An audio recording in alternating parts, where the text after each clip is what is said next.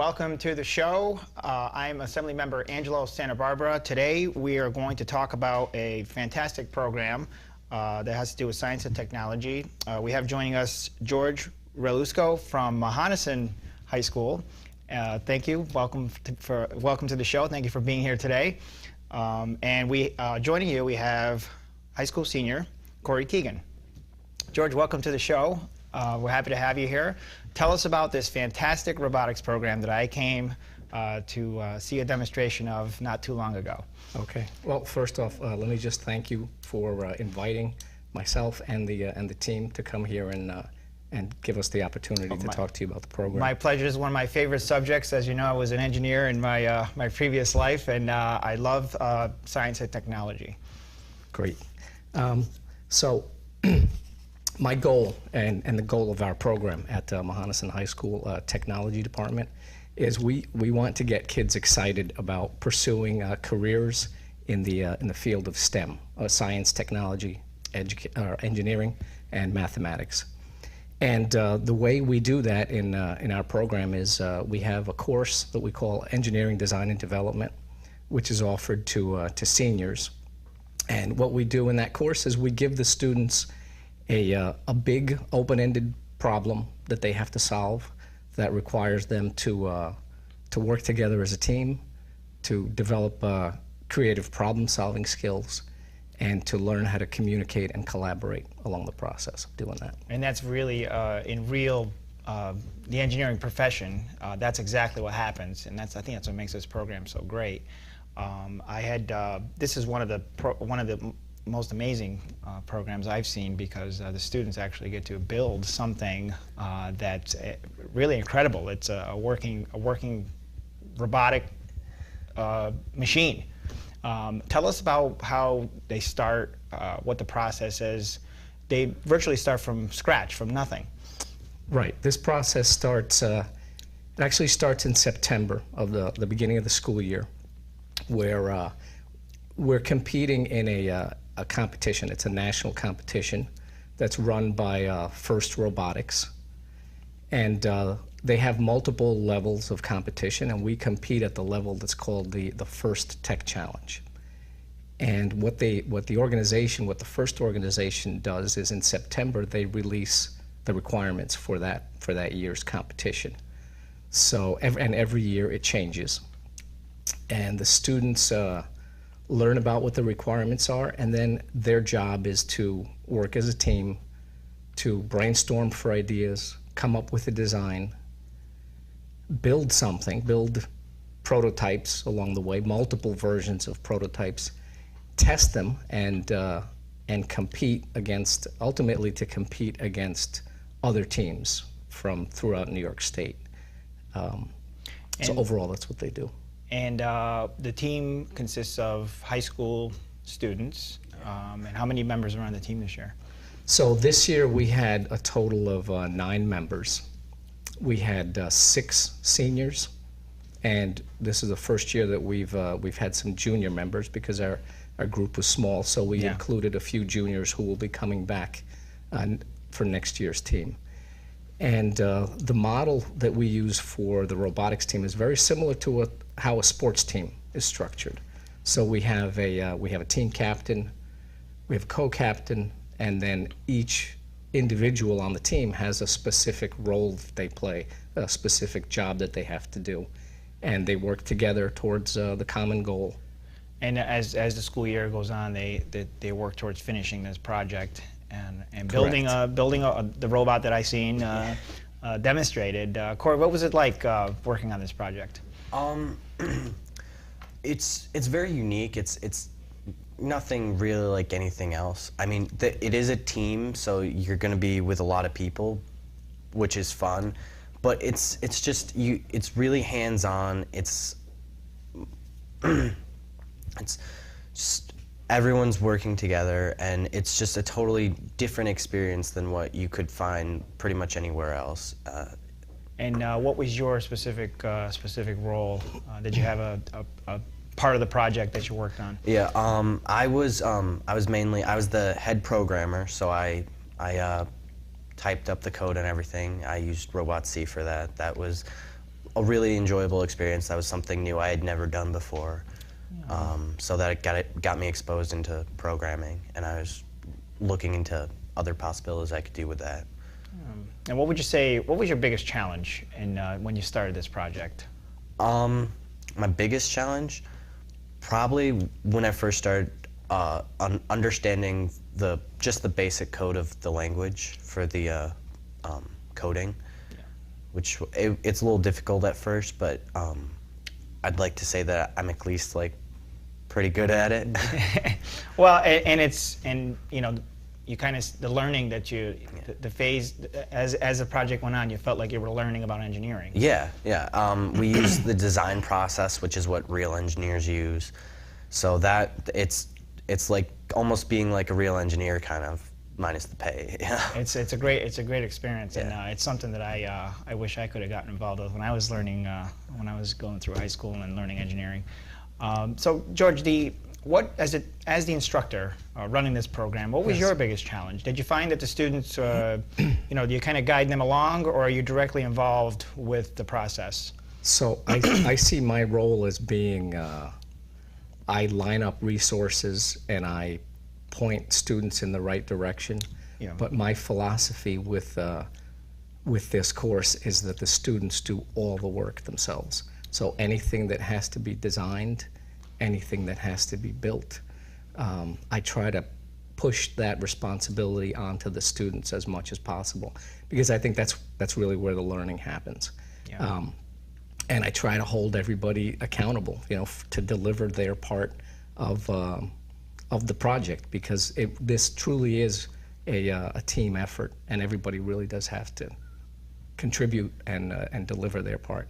So I'd say overall for the team, the biggest challenge for teams in general is managing a schedule and time management. That's one of the things that I find that there's very few high school classes that teach strong time management skills with immediate consequences. That's kind of the beauty of a competition like this, is if you're not done in time, you know, your team really has some consequences that come along with it. So that serves as a real motivator, and it's very realistic. You know, I think it represents what real life is like outside of school. And you mentioned this is a high school class. I mean, you would think it's some sort of, you know, college curriculum, but it's something that's amazing, and I can't believe, you know, I find it amazing that the competition, the robot that was built, it actually it performs on its own. It was a finished product, and high school students were able to put it together. And even at the presentation, everybody knew exactly what went into the product, and I find that very, very amazing. And I really thank you for the efforts in teaching kids engineering in high school. Thank you. What would you say? What would you say a program like this? Would you say that it's helping kids to get ready for college, or at least expose them to the engineering profession? Is it something that... Yes, definitely. Is it something, do you think, that gets kids interested in engineering? Yes, I think it does, because it is a challenge, it's fun, and it introduces a lot of the skills that students will need if they want to be successful in one of the STEM fields. All the skills that they need are being developed here. You know, the persistence, the perseverance, the troubleshooting skills. And besides, so it's a given that you have to have technical skills to solve this problem. But in addition to the technical skills, they develop what in education, and we call these the 21st century skills. So they have to learn additional skills besides technical: the creative problem solving, the collaboration, the communication. So all of those skills get developed in a program like this.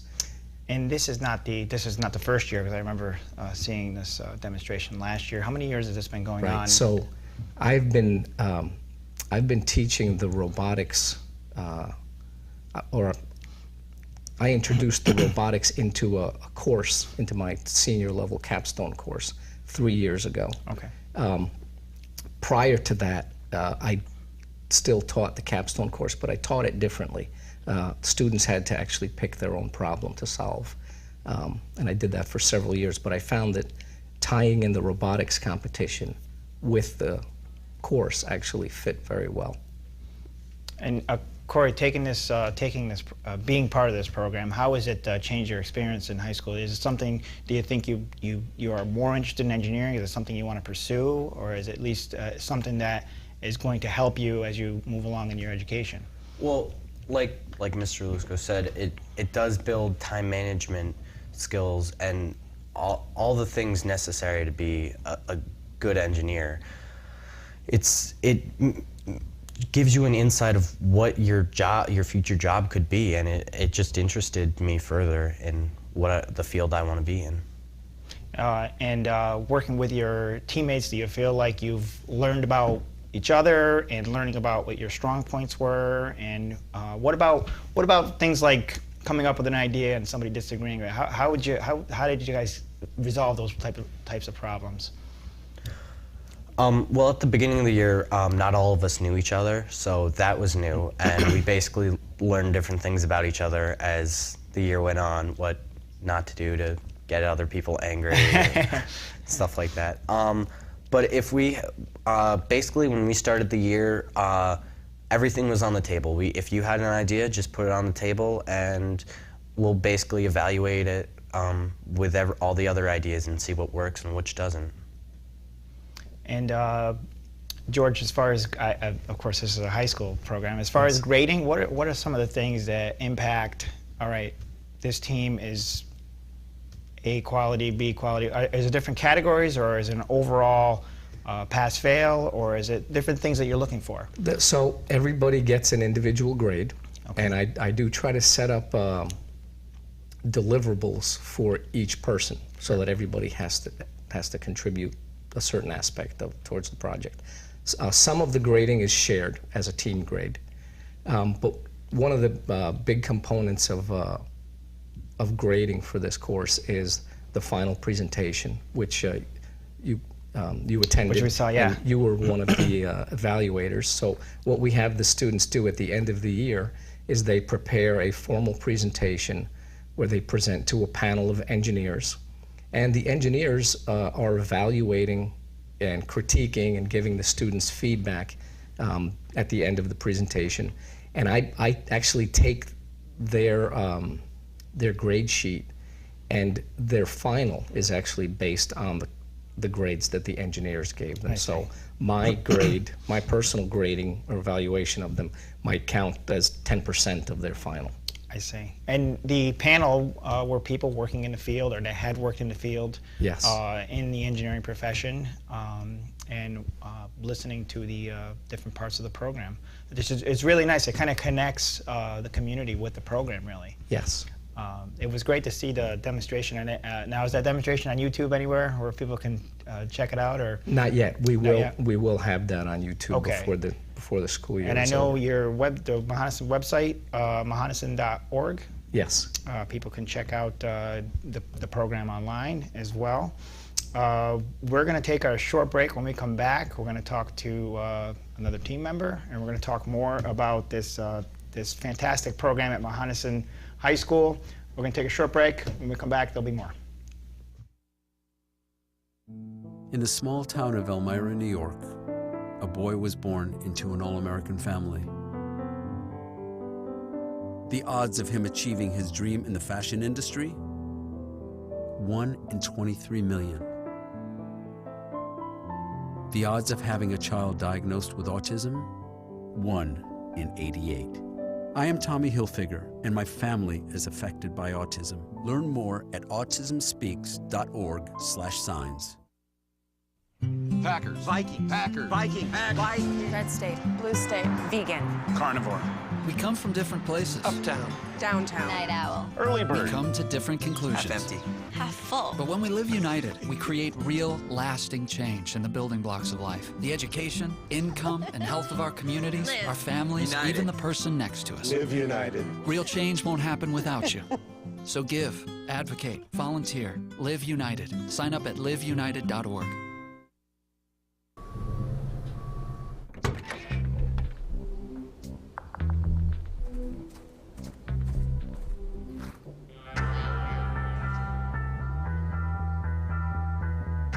When you throw away money on wasted electricity, you're throwing away everything you could have bought with it. Saving energy saves you money. Learn more at energysavers.gov. So, I'm kind of new here, but I've noticed a trend. My human does this funny thing where she goes around and gets all my toys, and then she hides them in that basket by the door. You know, but it's always the same basket, and it's always in the same place. And then she acts so surprised when I find them, but, you know, she's putting them in the same basket. Again. It's like, hello? That's where you put it last time. You were the worst at hide and go seek.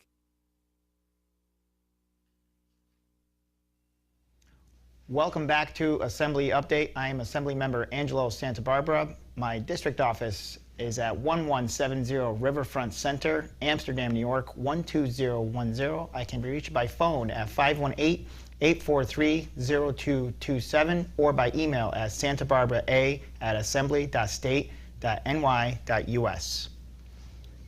Welcome back to Assembly Update. We've been talking with George Walusko from Mohonasen High School Technology Program, and now we have a new guest with us, Christian Keegan, who also worked as a team member on this robotics program. Welcome to the show. Thank you.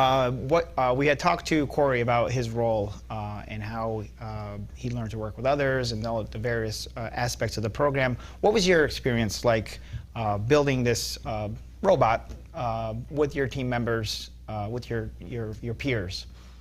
My experience was very enjoyable. Just going into the class and working with people was very great. It really helped build my team working skills and gave me a chance to really get into the field that I really want to go into as an adult.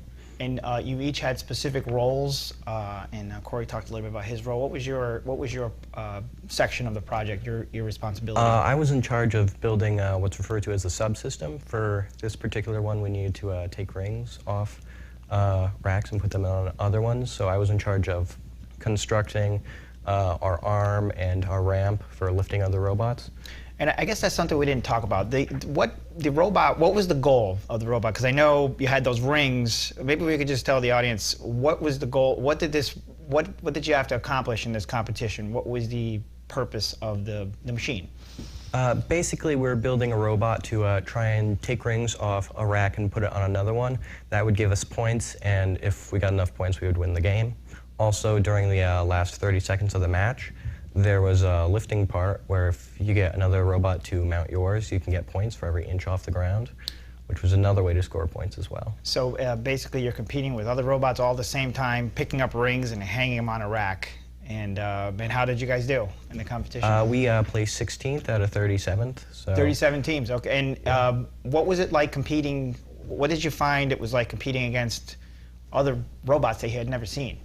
It was a great experience just to see what other people had been working on and how much work they put into it like we did. And it was just nice working with other teams. All of them were really nice. If we ever ran into a problem down on the floor and we need an extra part, we could go to another team and they'd be happy to help us by lending us other parts. Did you find that the other robots were similar, or did you find, hey, maybe I wish we had thought of that, or did you see others that maybe were not as good, or you thought maybe you did a better job then? Well, there was certainly a wide variety of different robots. There were certain things that we saw were like, wow, we really should have thought of that, and there was other like, hey, they have a similar design to us, and it was really neat just seeing what everyone had come up with as a whole. And this is pretty much a curriculum in while you're in school. George, did you find that they wanted to put extra time in? The team wanted to stay after or come in off school hours to work? Yeah, that's actually built right into the program. Okay. So again, following the sports model, we meet in class every other day for 80 minutes or so, and then we have scheduled practices during the week after school.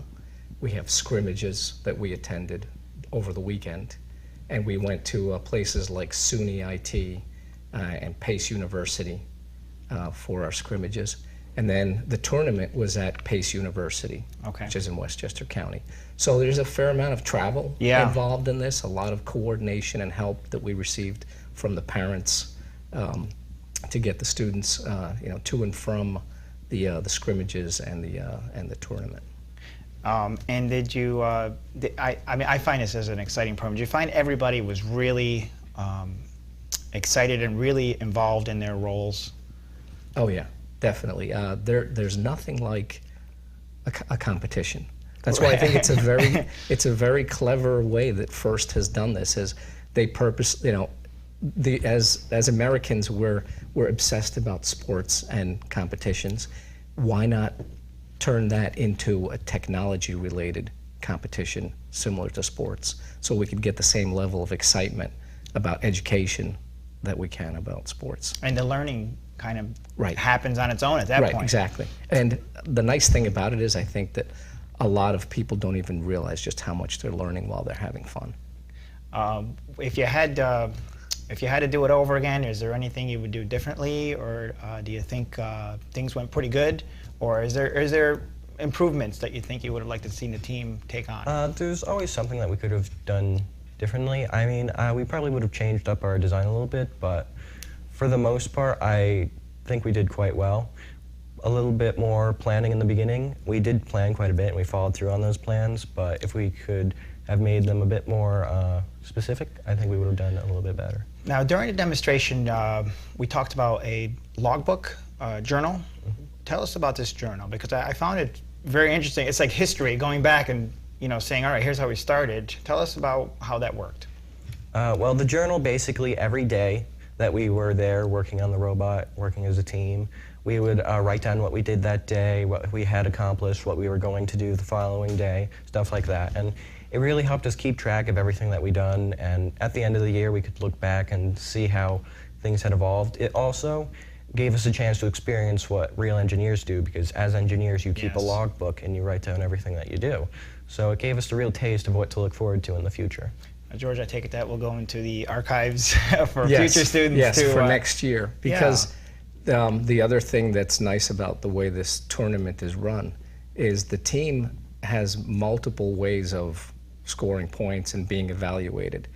And the engineering notebook is one component of it's actually a pretty big component of the evaluation. Yeah. So the students are, when they get to the tournament, they get called into a room with a panel of engineers from industry, and they have to explain the process that they went through, why they selected the design features that they did, and they have to leave the engineering notebook there for the engineers to evaluate.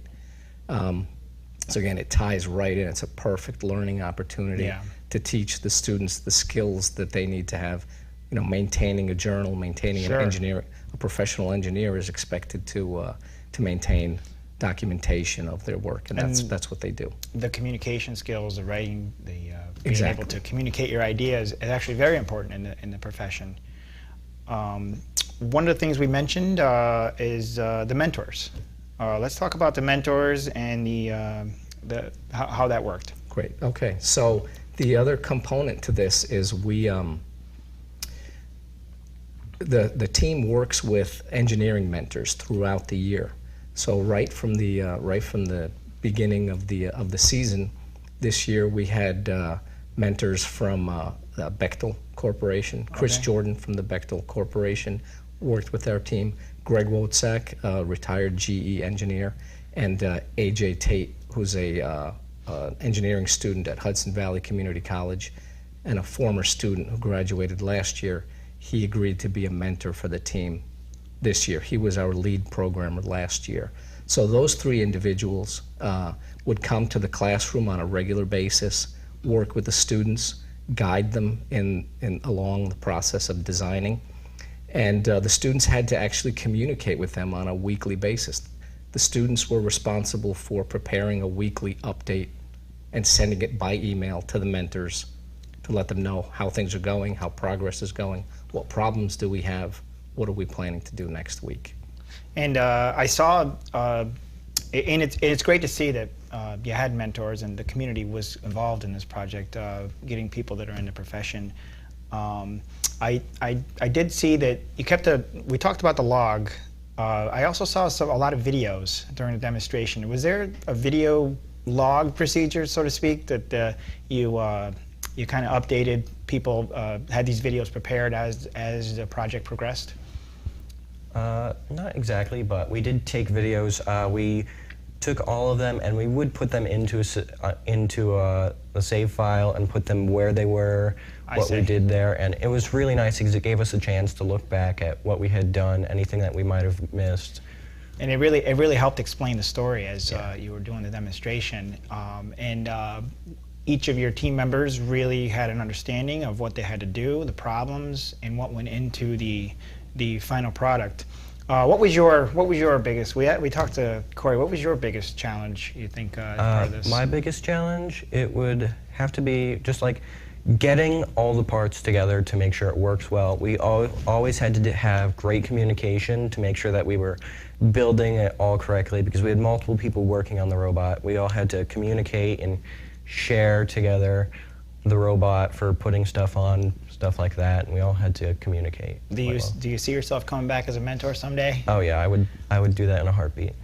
And George, is there anything you'd want to change about the program, or do you think there's improvements to be made about the program itself? You know, every year we, you know, I constantly try to evaluate and get feedback both from students and the evaluators, the engineers, as to how we can improve the program. And every year I do it slightly differently.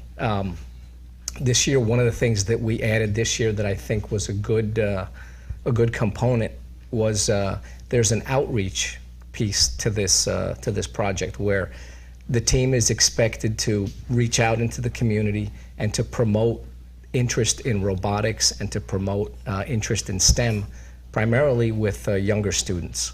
So one of the things that we did this year along with the school district is we offered we call it a STEM enrichment program that we offered to elementary school students after school for grades 4 and 5, where we used Lego robots and we taught a robotics class after school. And several of the students from the robotics team actually came and worked with myself and another teacher, Mr. Rob Bueller, who teaches with me in the high school. And we got a lot of kids excited in the elementary school because that's our future. It sounds like a program that's definitely destined to be one of the great models for science and technology, and I'm glad to see that Mohonasen is involved with it. I want to thank you both for being on the show. I want to thank Corey for being on the show as well. Certainly, we'll look forward to the next demonstration as it comes up in the following school year. I'd be happy to participate in that as well. Great, these things are, being an engineer, I really see the value in these programs, and I'm glad to see that Mohonasen is on the leading edge of these things and really involved with it. The website again, if people want to check it out, www.mohonasen.org. Yes. And if anybody wants to, those videos will be on YouTube at some point. Yes. We'll put links to them through the school website. Yeah, and that would be great because they really tell the story. Join us again here on Assembly Update when we talk more about things happening in your community.